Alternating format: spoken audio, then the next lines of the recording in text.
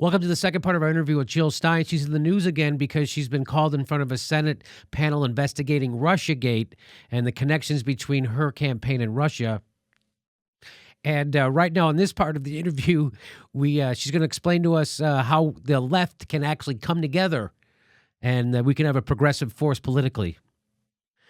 People need to think beyond one election cycle, and I think that's the problem with America now. You know, I don't know if you're aware of this, but there was a convention of all the major unions recently, maybe a month or two ago, and they've came to the conclusion that the lesser of two evil voting has to stop, and that they want to start their own third party now. So are you aware of that? Yes, I am. And I think it would be really terrific for us to get together. And I know also that they are very torn, as the labor movement has been for quite some time, about the issues of third parties and how do you exercise the power of a third party without running into the spoiler issue. That is a very big issue for them. So I would love to work with them around passing ranked choice voting, because the minute you do that, this whole spoiler straitjacket, this extortion based on fear, on the threat that you are going to enable your worst fear by asserting your values in our democracy. Ranked choice voting gets rid of that. The state of Maine just passed it overwhelmingly by voter referendum. It exists already in many cities around the country and countries around the world. It works. It gets rid of the spoiler thing, and it completely eliminates that fear that the AFL-CIO has right now about how do you deal with this. So I say that if the corporate Democrats who wag their finger at people like me for not voting for corporatist warmongers and instead voting for the Green Party or voting for someone else, if they were really serious about defeating right-wingers and whoever it is, they would be pushing for ranked choice voting after this last election. Why you don't hear anybody? No one, by the way, nobody has any solutions on how to fix what happened last time. The person who got more votes lost, and we end up with a right-wing demagogue, and no one has a problem with that. Like, that's not democracy last time I checked, when the person who got less votes becomes the winner. That's and imagine if it happened the opposite way, right? If Trump got more votes and Hillary Clinton there would be a lot more problems. Then the Democrats just rolled right over, and if they really cared about representing people and having real democracy, they would be fighting to get rid of the Electoral College, for one, and number two, ranked choice voting. But they don't want ranked choice voting, Jill. You and I both know that, because if they got that, that would be the end to them. Exactly. I mean, and that's sort of like the elephant in the room here, that there is a political revolt, that Democrats and Republicans are hanging on by a thread. Republicans are really just an illusion of a party, and Trump represents really the failure of that party. And Democrats, they're both minority parties right now, and the Democrats have really paved the way for this crisis we have now. Neoliberalism, throwing working people under the bus for decades, has made this revolt inevitable. And if you silence the progressive vision of the revolt and the progressive vehicle, you make it inevitable that a demagogue will prevail. And that's exactly what happened when the Democrats sabotaged Bernie Sanders. They made Trump inevitable. And remember, how was it that Donald Trump got lifted up to start with? That was thanks to the DNC and their sabotage, as revealed in the leaked emails that would lift up the so-called Pied Piper candidates that would be so easy for Hillary Clinton to run against. So, this is a disaster, a bipartisan disaster. The victory of Donald Trump represents the failure of this bipartisan, corporatized political system that has long been sold out and which is driven by predatory banks, fossil fuel giants, war profiteers, the health insurance industry, and the rest. And good faith efforts have been made for decades and generations to reform this party. The Democrats I'm speaking of. I know. And it's instructive to go back and look at what happened with Henry Wallace coming, towards the end of the Second World War. Henry Wallace was Bernie Sanders on steroids, and what the Democratic Party did to him was like the Sanders sabotage on steroids, basically shutting off the microphone just before he was about to be nominated at a convention where there was overwhelming support. They basically adjourned the convention in a hurry, brought it back the next morning, and essentially railroaded through the nomination of Harry Truman, giving us Hiroshima and Nagasaki, giving us the Truman Doctrine, giving us the Cold War, and all that has followed. Now, why did that happen? It had a lot to do with the power of the weapons industry, which has been, one of the faithful supporters of the Democratic Party. There was an effort to reform the Democratic Party. You may have heard about, you may be too young to remember, but in the 60s and the 70s, as the so-called realignment movement, which attempted to harness the power of the civil rights movement together with the labor movement, which were both going strong around then, and to harness that in order to create a socialist Democratic Party out of the Democratic Party. And it floundered on what? On the rocks of the war in Vietnam. Because if you didn't support the war in Vietnam, then you didn't have the credibility to actually critique the Democratic Party. So it's a party of war and Wall Street. It ain't going to change. We've been waiting for about 3 generations now. And, as far as I'm concerned, you don't want to hold your breath because you're going to go to your grave holding your breath. We're out of time.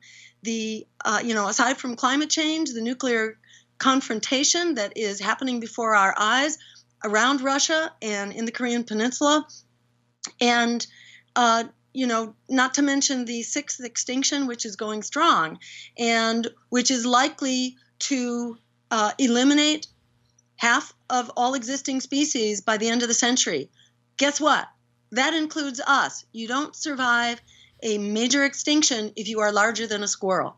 Okay? So we're out of time. It's like the music has stopped. There are only a couple chairs there. You got to decide where you're going to sit.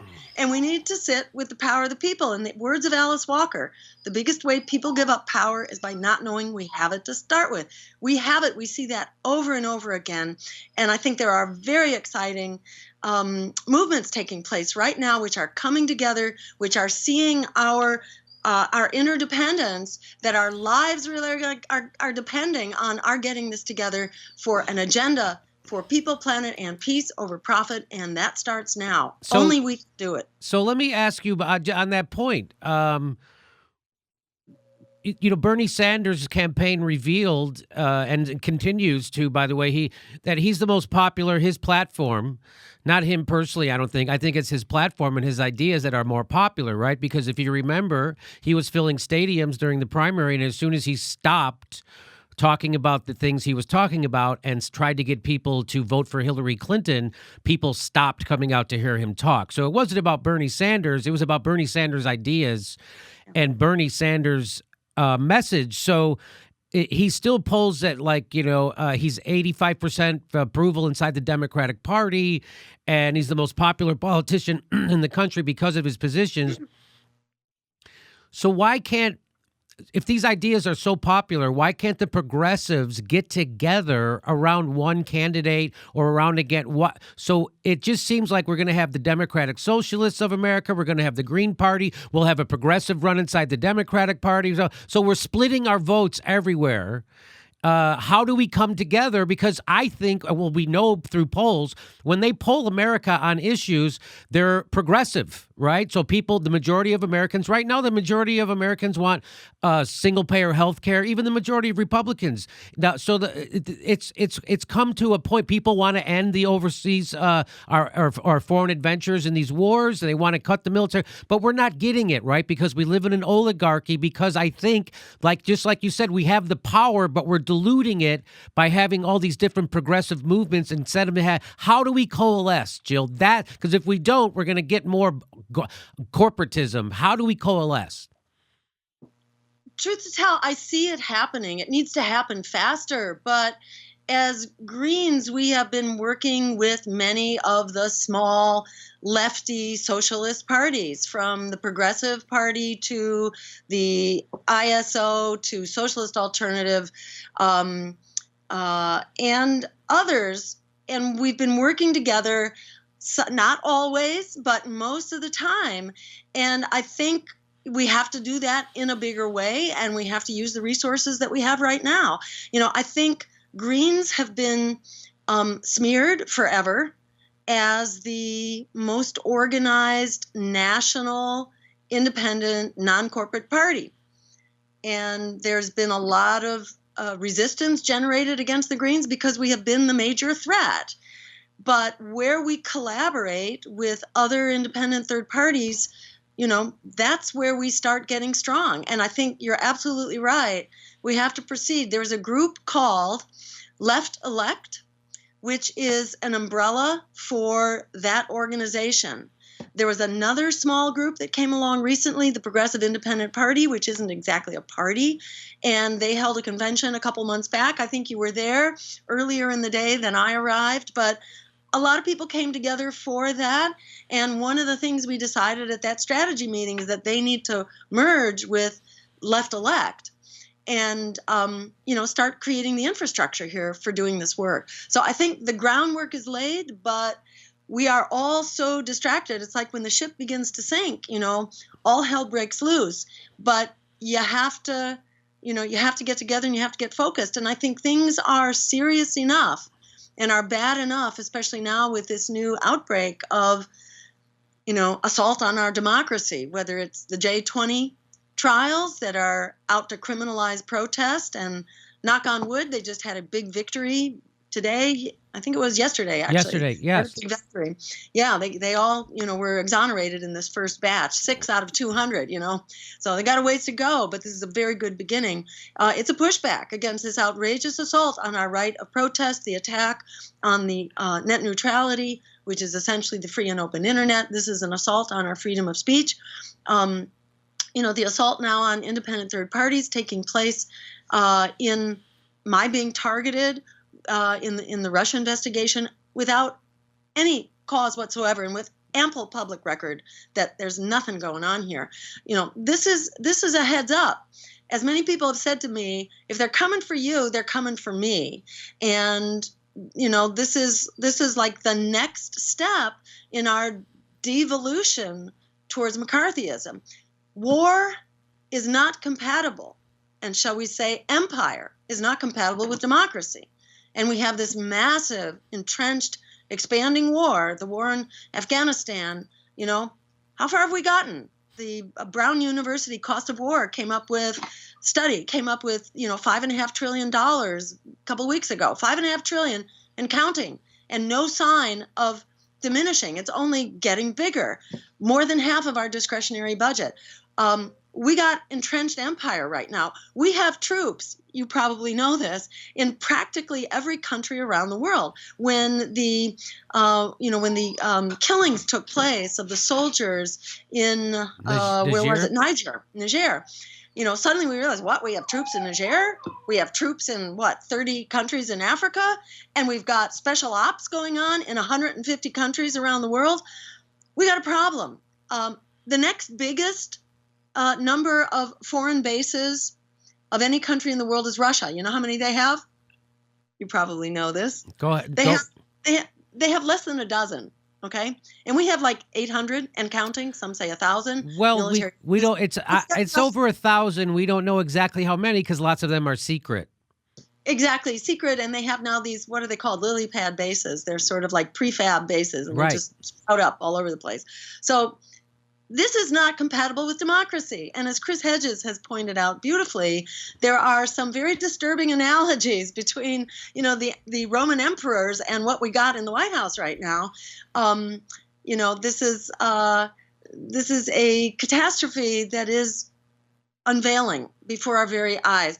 Empire is not consistent with democracy, and our democratic institutions are very much under assault right now, including our constitutional rights of press and protest and the security state, the surveillance state, et cetera, and the incarceration state. Our civil liberties are under assault. Democracy is hanging in the balance. That goes with empire. We need a broad revolt. That revolt is happening. It tends to be organized by issues. We really need to cross-link the issues and to work together to stop this while we still have time. And if there's any silver lining here, it's that we have no alternative right now. Our lives really depend on changing this lethal trajectory that we are on with the two-party system. And, Jimmy, I think a lot of this, the left-elect coalition was going strong. And you know what tore it apart? Bernie Sanders' campaign. Oh, no kidding. Yeah. It totally tore it apart because there were people who said, oh, we got to give this a try. But the premise of left-elect is that corporate financed political parties cannot solve the crisis that we're in. We need independent politics that is independent of corporate sponsored political parties. So even if you're a good guy running with a bad party, it's not going to do it. So that was the premise of left-elect. And we had to go through that 2-year disruption with the Sanders campaign to come back exactly where we were beforehand. So, some have said, well, is this what it, was this intended by the Sanders campaign somehow? Was this how Bernie thought he was going to influence Hillary's agenda? But who knows? I'm not inside his head. I certainly can't pretend to be. I've never had a conversation with him. I wish I could, but I can't. And here we are, back where we started. I think it's really important to let go of independent politics. In the words of Frederick Douglass, power concedes nothing without a demand. It never has, it never will. We need to establish that demand on this corrupt, lethal, predatory, corporate-sponsored two-party system. That's where we'll start moving. I think we need to shed those illusions and get on with it.